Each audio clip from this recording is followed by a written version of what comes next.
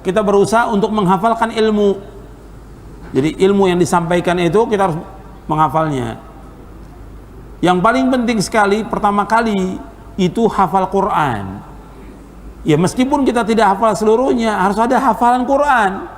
Maka dulu para sahabat berusaha untuk menghafal Quran, para tabi'in begitu menghafal Quran, dan para ulama. Makanya kalau kita lihat imam-imam yang 4, Imam Hanafi, Imam Maliki, Imam Syafi'i, Imam Hambali rahimahumullah, mereka hafal Quran sejak kecil.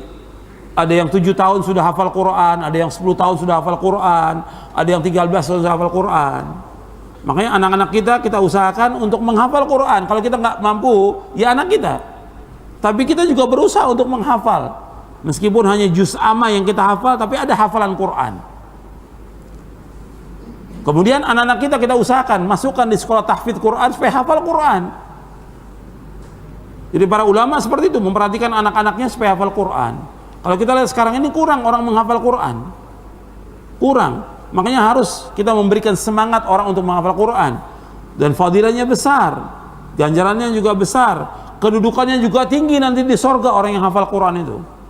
Nah, kita harus memberikan semangat untuk menghafal Quran. Setelah itu baru menghafal yang lain. Yang pertama kali Quran dulu, kemudian hadis-hadis Nabi SAW.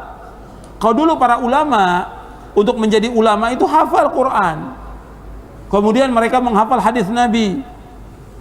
Makanya dulu para ulama itu hafal Quran pertama kali, kemudian hafal ya kira-kira 100.000 hadis dengan sanadnya. 100.000 hadis dengan sanadnya. Ada yang hafal lebih daripada itu.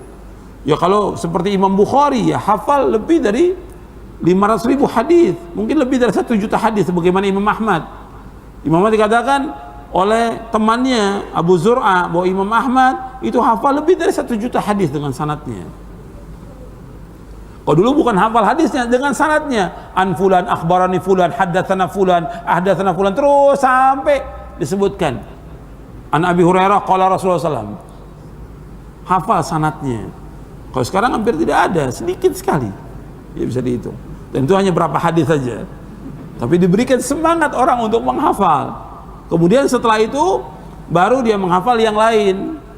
Keterangan-keterangan yang lain dia harus hafal dari penjelasan para ulama. Yang pokok, yang prinsip itu Quran, kemudian hadis Nabi, baru setelah itu penjelasan para ulama.